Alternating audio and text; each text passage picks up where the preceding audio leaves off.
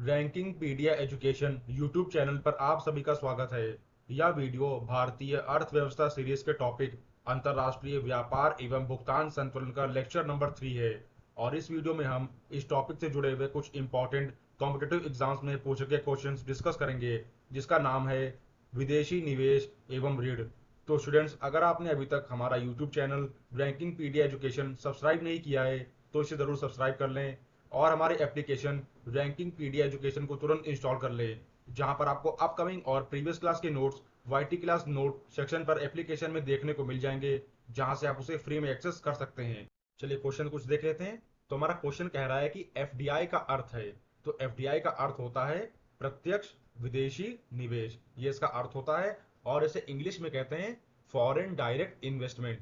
ये एफडीआई का full form होता है। चलिए ऐसे ही आते हैं नेक्स्ट क्वेश्चन पे। स्थानीय संपत्ति की खरीदारी हेतु बाह्य स्रोतों से उपलब्ध राशि में बढ़ोतरी को कहते हैं। तो उसे कहते हैं पूंजीगत अंतर प्रवाह। क्या कहते हैं उसे? उसे कहते हैं पूंजीगत अंतर प्रवाह। जो उपलब्ध राशि में बढ़ोतरी जिससे होती है, उन सभी बाह्य स्रोतों को कहते हैं पूंजीगत अंतर प्रवाह। चलिए आते हैं नेक्स्ट क्वेश्चन पे। भारत में स्टॉक मार्केट के लिए किस मुख्य नियामक प्राधिकरण है? तो वह है सेबी, यानी भारतीय प्रतिभूति एवं विनिमय बोर्ड, यानी इंग्लिश में इसे शॉर्ट में कहते हैं सेबी। सेबी एक मुख्य रूप से नियामक प्राधिकरण है स्टॉक मार्केट का भारत में। चलिए नेक्स्ट क्वेश्चन पे आते हैं। भारतीय प्रतिभूति और विनिमय बोर्ड यानी सेबी कहाँ स्थित है? तो वह स्थित है मुंबई शहर में, और ये महाराष्ट्र राज्य में पड़ता है। महाराष्ट्र की कैपिटल है मुंबई। और सेबी का जो मेन बोर्ड है सेबी का, वो मुंबई शहर में है। चलिए नेक्स्ट क्वेश्चन पे आते हैं। बॉम्बे स्टॉक एक्सचेंज यानी बीएसई स्थापित किया गया था। तो वह स्थापित किया गया था वर्ष 1875 में। कब स्थापित किया गया था बीएसई? बीएसई जो है आपका स्थापित किया गया था वर्ष 1875 को। चलिए आते हैं नेक्स्ट क्वेश्चन पे। सरकार के विनिवेश कार्यक्रम में तेजी लाने के लिए कौन से नामक दूसरा एक्सचेंज ट्रेडेड फंड यूनियन वित्त मंत्रालय द्वारा शुरू किया गया है? तो वह है भारत 22। भारत 22 नाम का जो एक दूसरा एक्सचेंज ट्रेडेड है, वह फंड यूनियन वित्त मंत्रालय द्वारा शुरू किया गया था, ताकि विनिवेश कार्यक्रम में तेजी आ सके। चलिए नेक्स्ट क्वेश्चन पे आते हैं। NSE national stock exchange of India का मुख्यालय स्थित है। तो वह भी स्थित है मुंबई में। कहां पे स्थित है? मुंबई शहर में स्थित है। एनएसई का मुख्यालय यानी एनएसई का हेडक्वार्टर जो है वो मुंबई शहर में स्थित है। चलिए नेक्स्ट क्वेश्चन पे आते हैं। वह समिति जिसकी अनुशंसाओं के आधार पर भारत में एनएसई यानी नेशनल स्टॉक एक्सचेंज की स्थापना की गई थी, तो वह है फेरवानी समिति। फेरवानी समिति जो थी, उसकी अनुशंसाओं के आधार पर जो है भारत में एनएसई यानी नेशनल स्टॉक एक्सचेंज की स्थापना की गई थी। इस समिति का नाम है फेरवानी समिति। ये आपको पता होना चाहिए। वह समिति कौन सी है? वह समिति है फेरवानी समिति। चलिए आ जाते हैं नेक्स्ट क्वेश्चन पे। वे वस्तुएं जिन्हें उपभोक्ता की तत्काल आवश्यकता की पूर्ति करने के लिए नहीं बल्कि अन्य वस्तुओं का उत्पादन करने के लिए लाया जाता है, वह कहलाती है। तो उन्हें कहते हैं पूंजीगत वस्तुएं। क्या कहते हैं उन्हें? उन्हें कहते हैं पूंजीगत वस्तुएं। ये वो वस्तुएं होती हैं जिन्हें उपभोक्ता यानी कस्टमर की तत्काल आवश्यकता के लिए, डिमांड एंड सप्लाई वाली इसमें सीन में जब बात आती है कि उसको परमानेंट उसको चाहिए, मतलब उसको इमरजेंसी के केस में उसको चाहिए उस वस्तु को, तो उस केस में जो है अन्य वस्तुओं के लिए उत्पादन के लिए उसको लाया जाता है। तो वह है पूंजीगत वस्तुएं। चलिए आते हैं नेक्स्ट क्वेश्चन पे। विदेशी बहुराष्ट्रीय कंपनियों द्वारा निवेश किया गया धन किस रूप में जाना जाता है? तो वह है प्रत्यक्ष विदेशी निवेश। क्या कहते हैं उसे? उसे उस धन को कहते हैं प्रत्यक्ष विदेशी निवेश, और वह उस रूप में जो है जाना जाता है जितने भी विदेशी बहुराष्ट्रीय कंपनियों के द्वारा जो निवेश होता है। चलिए आते हैं नेक्स्ट क्वेश्चन पे। पिछले 10 वर्षों में भारत के किस क्षेत्र में एफडीआई प्रवाह सबसे ज्यादा रहा है? तो वह है सेवाएं यानी सर्विस सेक्टर।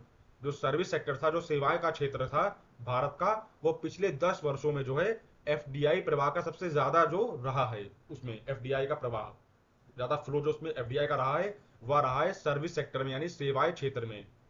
चलिए अब आते हैं नेक्स्ट क्वेश्चन पे। भारत में विदेशी प्रत्यक्ष निवेश के किस मार्ग कौन सा मार्ग उपलब्ध है? तो वह है दो मार्ग उपलब्ध हैं भारत में विदेशी प्रत्यक्ष निवेश के लिए। चलिए आते हैं नेक्स्ट क्वेश्चन पे। ऑटोमेटिक रूट के तहत रक्षा क्षेत्र में कितने प्रतिशत प्रत्यक्ष विदेशी निवेश की अनुमति है? तो वह है 74%। कितने प्रतिशत है उसकी विदेशी निवेश की अनुमति? वह है 74%। ये आपको सभी को पता होना चाहिए, बहुत ही इंपॉर्टेंट क्वेश्चन है। एग्जाम में कई बार ये पूछा गया आरआरबी के कि ऑटोमेटिक रूट के तहत जो रक्षा क्षेत्र में विदेशी निवेश होता है वह कितने प्रतिशत होता है? तो वह होता है प्रत्यक्ष रूप से 74%, 74% होता है उसका मतलब विदेशी निवेश, ऑटोमेटिक रूट की अगर बात करें तो।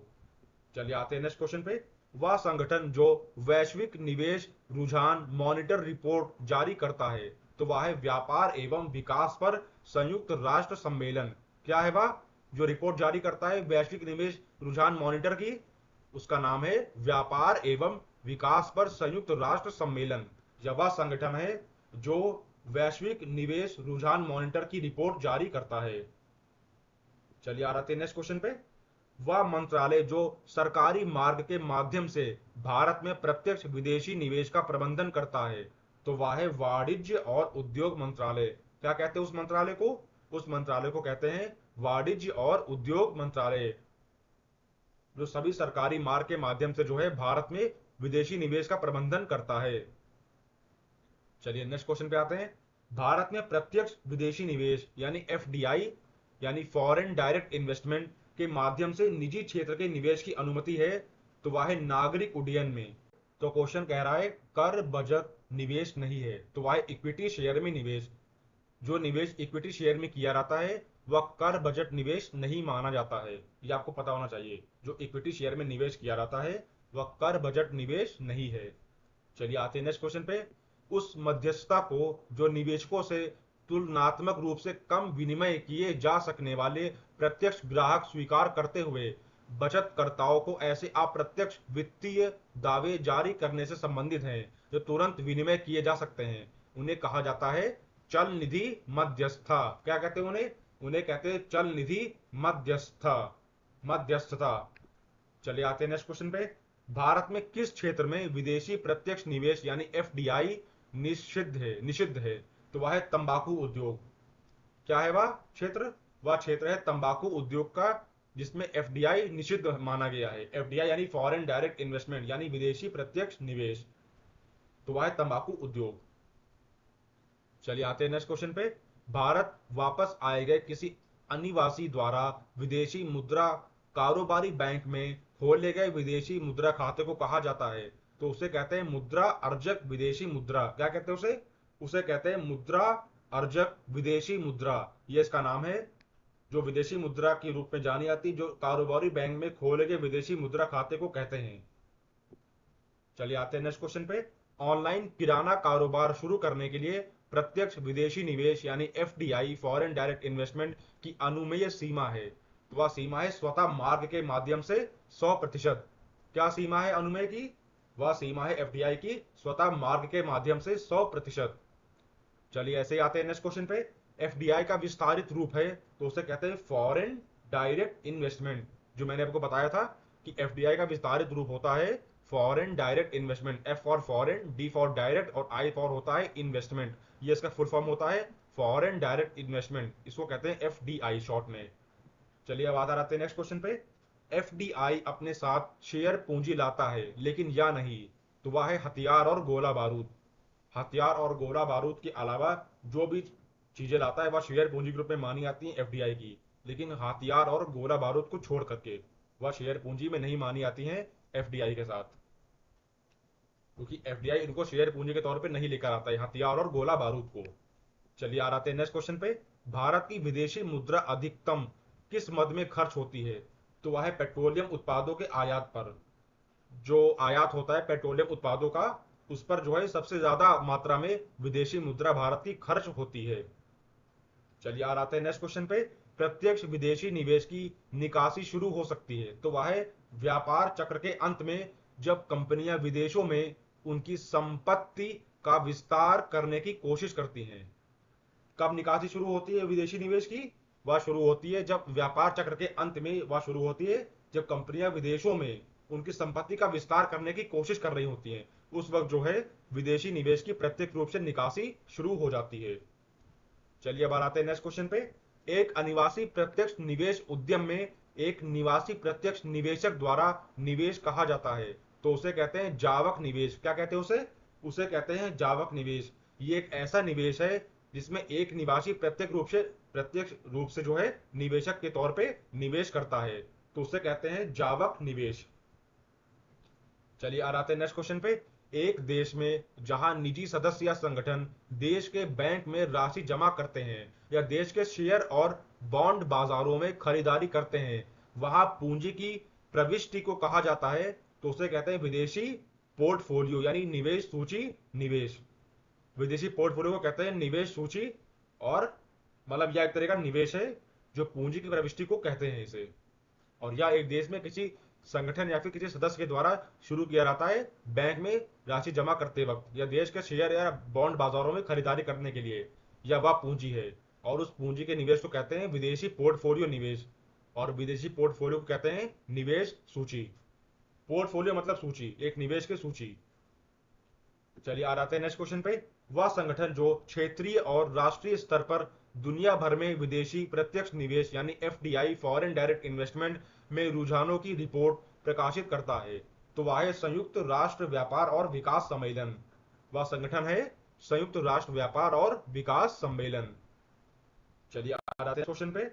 विदेशी निवेशकों द्वारा प्रत्यक्ष विदेशी निवेश निधि के संबंध में नीति बनाने के लिए यह स्रोत नहीं है, तो वह है भारतीय संस्था के शेयरों का विदेशी संस्था के शेयरों में बदलना।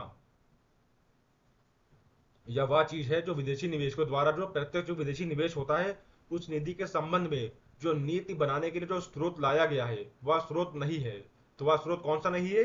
वह स्रोत यह नहीं है जो भारतीय संस्था के शेयरों का विदेशी संस्था के शेयरों से बदलना होता है। जब कोई भी संस्था भारत की उसके अगर शेयरों के मामले में उसको विदेशी संस्था के शेयरों से बदल देंगे तो वह इस स्रोत में इस नीति के स्रोत में नहीं माना जाता है। अगर बात करें विदेशी निवेशकों की उनके उनके रूप में मतलब उनके हिसाब से अगर बात करें तो किसी भी भारतीय संस्था के शेयरों को बदलोगे उसको विदेशी शेयर संस्था के शेयरों से, तो वह स्रोत नहीं माना गया है उस नीति के माध्यम से। और किसके द्वारा नहीं माना गया है? विदेशी निवेशकों के द्वारा नहीं माना गया है। चलिए आते हैं नेक्स्ट क्वेश्चन पे। भारतीय क्षेत्र में विदेशी प्रत्यक्ष निवेश यानी एफडीआई के तहत किस क्षेत्र पर प्रतिबंध नहीं है? तो वह है चाय उगाना। जो चाय उगाई जाती है इस क्षेत्र पर जो है एफडीआई के तहत प्रतिबंध नहीं लगाया गया है। एफडीआई यानी विदेशी प्रत्यक्ष निवेश, फॉरेन डायरेक्ट इन्वेस्टमेंट। चलिए आते हैं नेक्स्ट क्वेश्चन पे। इनमें से कौन सा प्रत्यक्ष विदेशी निवेश यानी एफडीआई के लिए आर्थिक सहयोग तथा विकास संगठन यानी ओईसीडी द्वारा लक्षित लोकप्रिय उद्योग नहीं है? तो वह है रसायन और प्लास्टिक विनिर्माण। क्या है वह? जो प्रत्यक्ष एफडीआई के लिए आर्थिक सहयोग तथा विकास संगठन द्वारा लक्षित लोकप्रिय उद्योग नहीं माना जाता है उसे कहते हैं रसायन और प्लास्टिक विनिर्माण यानी रिसाइकलिंग। जितनी भी प्लास्टिक की रिसाइकलिंग होती है या फिर रासायनिक रिसाइकलिंग होती है उसको जो है इस लोकप्रिय उद्योग में नहीं माना जाता है, एक लक्षित लोकप्रिय उद्योग में नहीं माना जाता है। चलिए आते हैं नेक्स्ट क्वेश्चन पे। वाणिज्य के किस क्षेत्र से बुल तथा बियर जुड़े हुए हैं? तो वह है शेयर बाजार।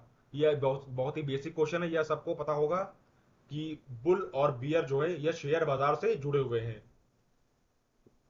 चलिए आते हैं नेक्स्ट क्वेश्चन पे।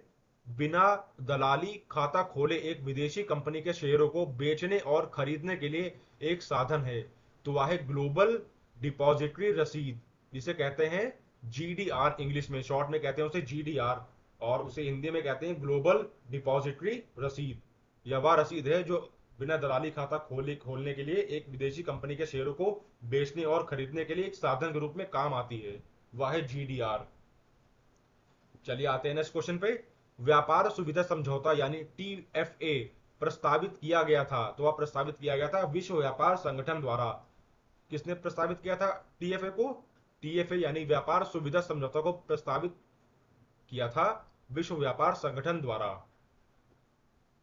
चलिए आते हैं नेक्स्ट क्वेश्चन पे।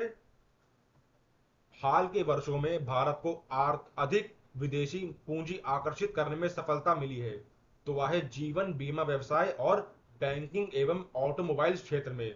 दो चीजों में जो है विदेशी पूंजी की सबसे अधिक मात्रा में आकर्षित भी हुई है और तगड़े से सफलता भी भारत को मिली है हाल के वर्षों में। तो वह दो ऐसे क्षेत्र हैं, पहला है जीवन बीमा व्यवसाय और दूसरा क्षेत्र है बैंकिंग एवं ऑटोमोबाइल का क्षेत्र। चलिए आते हैं नेक्स्ट क्वेश्चन पे। भारत के अंश पूंजी में निवेश हेतु विदेशी पूंजी का अंतर प्रवाह सबसे अधिक होता है, तो वह है मॉरिशस से। और वर्तमान में उसे कहते हैं सिंगापुर। पहले उस देश को कहते थे, क्या कहते थे? पहले उस देश को कहते थे मॉरिशस, और अब उसको कहते हैं सिंगापुर। तो इस देश से जो है भारत का अंश पूंजी में बहुत ही अधिक मात्रा में जो है क्या हुआ है, अंतर प्रवाह के रूप में विदेशी पूंजी बड़ी है भारत की सिंगापुर से, जो पार्टनरशिप करी थी भारत ने। चलिए आते हैं नेक्स्ट क्वेश्चन पे। भारतीय बाजार में विदेशी मुद्रा अर्जित करने के लिए जो अवसर मिले हुए हैं वह निम्न क्षेत्रों में है, तो वह है पर्यटन, दूसरा है चिकित्सा संरक्षण, और तीसरा है परिधान और एवं चमड़े का सामान। ये चार चीजें हैं जिन पर भारतीय बाजार में विदेशी मुद्रा अर्जित करने के लिए एक अवसर के रूप में ये मौके निकल के आए हैं, और वो निम्न क्षेत्र हैं। उन चार क्षेत्रों के नाम है, पहला पर्यटन यानी टूरिज्म, दूसरा चिकित्सा संरक्षण यानी मेडिकल फैसिलिटीज का सपोर्ट करना, उसको मैनेज करना, कंट्रोल करना, उसका संरक्षण करना यानी, तीसरा आता है परिधान, और चौथा आता है चमड़े का सामान। जितने भी लेदर से रिलेटेड जो आइटम्स हैं उन सब की बात हो रही है। तो इन चार चीजों के क्षेत्रों पर जो है अवसर बहुत ज्यादा आए हैं विदेशी मुद्रा अर्जित करने के लिए भारतीय बाजार में।